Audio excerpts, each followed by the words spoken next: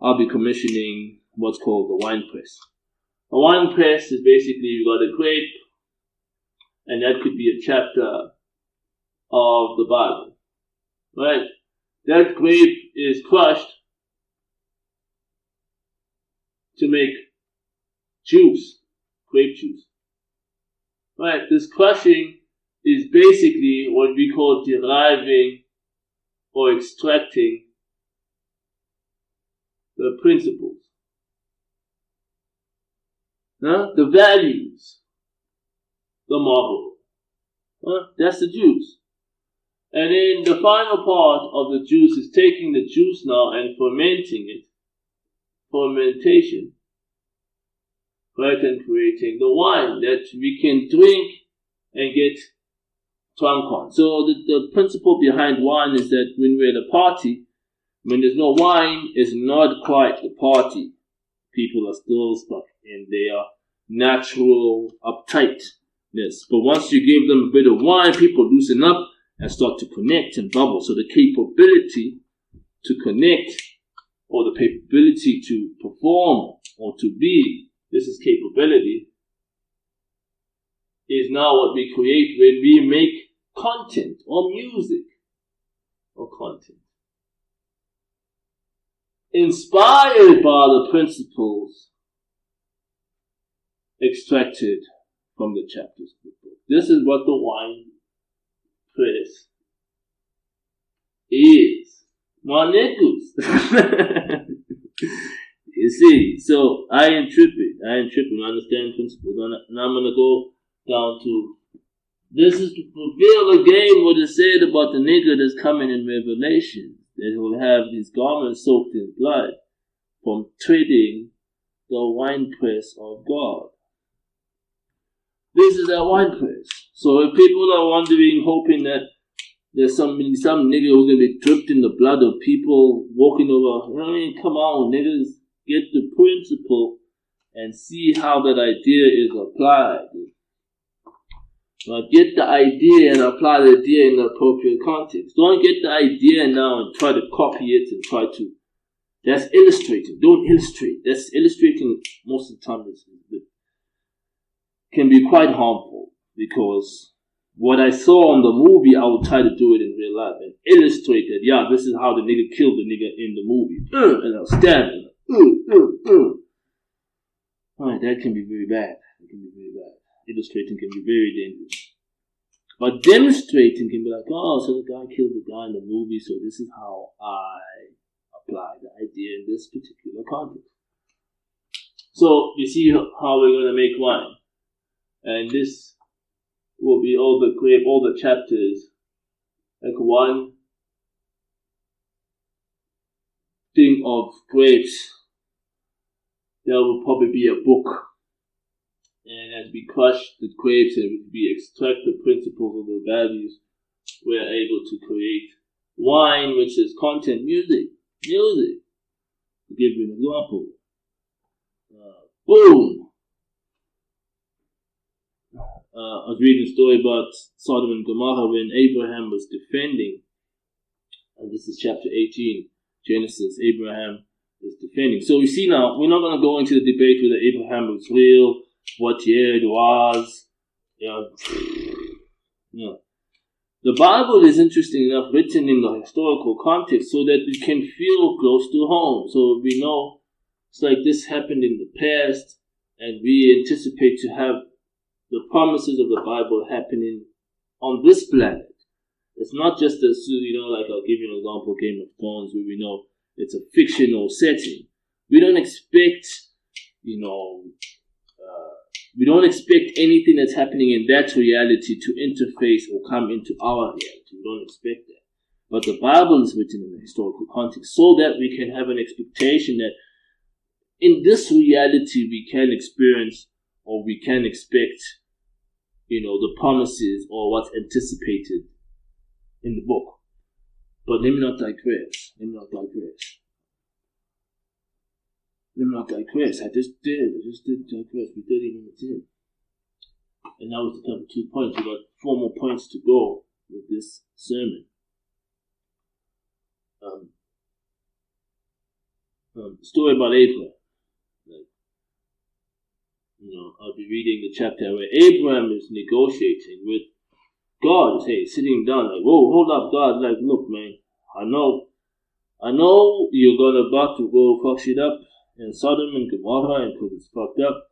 But if you find some righteous people there, you're not going to destroy the whole city now because, they fucking up. You're going to obviously try to save the righteous ones because righteous people are important to you out there. And I'm going to read this for you so that you don't think I'm tripping because I'm paraphrasing.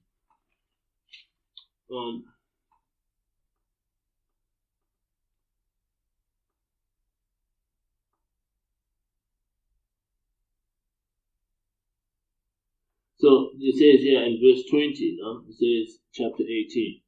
Then Jehovah said, the outcry against Sodom and Gomorrah is indeed great, and the sin is very, very great. I will go down there to see whether they're acting according to the outcry that has reached me. So this is very interesting about the Jehovah God of the Bible. It gives him principle that will be highlighted. Hey, God has to investigate. He has to go and see that what he heard is true. There's a trip, dog. So, you know what I mean? That would be one of the lessons that you pick up from here. Like, oh, you gotta investigate. You gotta investigate. Right. So, and if not, I can get to know it. Then the men that left there went towards Sodom, and Jehovah remained with Abraham. So, literally, this is another thing, a nigga like Abraham was sitting with Jehovah God himself. Nigga, that's a trip, right? Another principle extracted from the great. You know what I'm saying? It's that simple. It's like Jehovah God need to investigate. Jehovah God get hungry. He needs to sit down, have a meal, wash his feet. Jehovah God is the nigga that needs to that can sit with the nigga and have a meal. That's what it is. Jehovah God is in the flesh. That's the principle, man. That's extracted. Then you don't expect to see some ghost or some shit. You expect to see a nigga that's gonna be like, yo, nigga, what's up? And the only thing you gotta be able to do is recognize the nigga.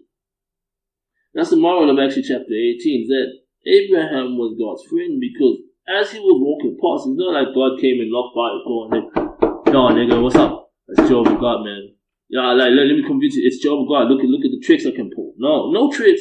The nigga just saw the nigga walking past. He's like, yo, niggas, don't pass by your servant. That makes me look cool, but he said that afterwards Jehovah appeared to him among the big trees of Mamre while he was sitting at the entrance of the tent during the hottest part of the day. He looked up and he saw 3 men standing some distance from him. When he saw them, he ran out to the entrance of the tent to meet them, and he bowed down to the ground. Then he said, Jehovah, if I found favor in your eyes, please do not pass by your servant. Please let a little water be brought and have your feet washed, and then recline under the tree. Seeing that you have come here to your servant, let me bring a piece of bread so that you may refresh yourselves and may go on your way. At this they said, all right, you may do as you spoke. Like that's a trip, no? So you see like how you get this doctrine to talk about when Adam sinned, we were kicked out of the garden and our fellowship with God was broken and now Jesus came to reconcile us with God. It's like, nigga, this nigga was sitting with God having a meal, motherfuckers. Like, that's what's up, niggas. I remember reading this as a kid and thinking, shit, So the reason why I'm bringing this up, sorry, they say as we go on, says this is Abraham's response, right? So this is how I would create music from this incident. To say, then the men from there went on towards Sodom, and Jehovah remained with Abraham. Then Abraham approached and said, will you really sweep away the righteous with the wicked? Will you? Suppose there were 50 righteous men within the city. Will you then sweep them away and not pardon the place for the sake of the 50 righteous who are inside it? It is unthinkable that you would act in this manner, by putting the righteous man to death with the wicked one, so that the outcome of the righteous man and the wicked one is the same. It is unthinkable of you. You will judge all of the earth. Will the judge of all of the earth not do what is right? Then Jehovah said, so you see, ain't that shit like questioning God, like, yo, then it is unthinkable that you do some shit like that. Fuck up the whole place. Make the outcome of the righteous one the same as the outcome of the wicked. That was the principle of that. Hey, bro, like, nigga, we understand that niggas is tripping. We know this niggas is tripping. But you're not gonna make that the niggas is tripping and the niggas who are righteous fall into the same ditch. This is unthinkable, man. You can't do that. You know? So so he goes on and he negotiates with God to say, fine. Finally, at the end of the book, finally he said to Jehovah, please do not come with hot anger, but let me speak just once more. Suppose only 10 are found there. And he answered, I will not destroy it for the sake of the 10. Then Jehovah finished speaking to Abraham and went his way, and Abraham returned to his place. Fine, nigga. Now please, don't trip, nigga. Yeah, we're talking about 50, but what if it's 10? So the reason, the motive behind Abraham doing this is like saying, I know my cousin Lot is in that motherfucker, and if these motherfuckers went to go investigate, they're gonna fuck shit up. Because they're not gonna tolerate that bullshit. You know what I'm saying? So, but my motherfucking family's up in that motherfucker. At least let them live, you know? And so this is the thinking. So I remember reading this as a kid, and you're thinking, shit, fuck. Goddamn. And in chapter 19, the two angels arrived at Sodom by the evening, and Lot was sitting in the gate of Sodom. And when Lot saw them, he got up to meet them and bowed down his face to the earth, and he said, please, my lords, turn aside, please, into the house of your servant and stay overnight and have your feet washed. Then you may get up early and travel on your way. To this they say, no, we will stay overnight in the public square. He said, but he insisted. He was so insistent with them that they went with him to his house. Then he made a feast for them, and he baked unleavened bread, and they ate. Before they could lie down to sleep, the men of the city, the men of Sodom, from boy to old man, all of them surrounded the house in one mob, and they kept calling out to Lot, saying to him, where are the men who came in to you tonight? Bring them out so that we may have sex with them. So at the end of the book, you kind of understand that the angel's like, what? These niggas what? So it's like, oh, Father Abraham, you try to fuck me? Oh, Father Abraham. So I fuck them too. They try to fuck me? Oh, Father Abraham. So I fuck them too.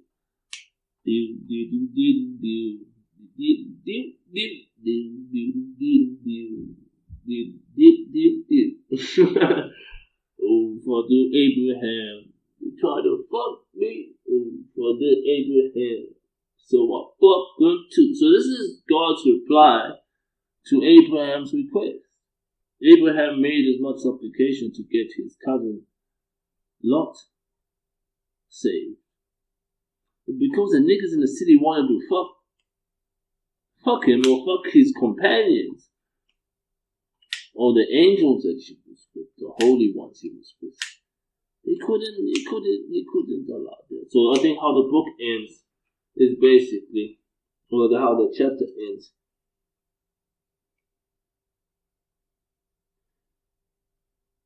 Then the men said to Lot, do you have anyone else here, sons-in-law, your sons or daughters, all the people in the city?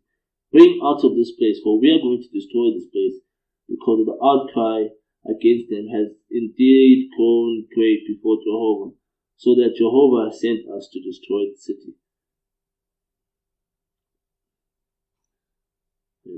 So he's like, nah, you guys can ditch, get out of the city, because we're going to destroy this thing. And Indeed, because niggas, a mob of boys and men try to come and fuck me, try to fuck Jehovah. These men were sent by Jehovah.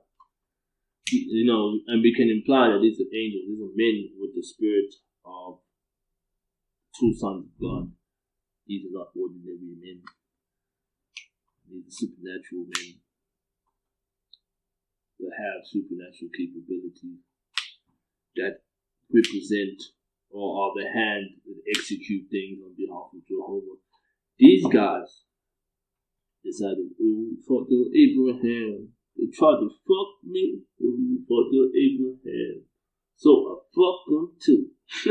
So the principle behind the song is like, yeah, we might want to apply faith and we might want to save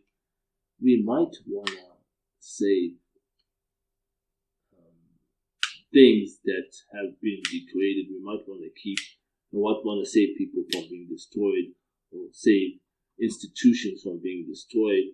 But if it's on their Sodom, where they try to sodomize God himself, nigga, you know, it's gotta burn. Something's gotta burn. So that's the song he was singing when it's like, yeah, we tried to share the motherfuckers out. We tried to, you know what I mean? We investigated and we found that, for the Abraham.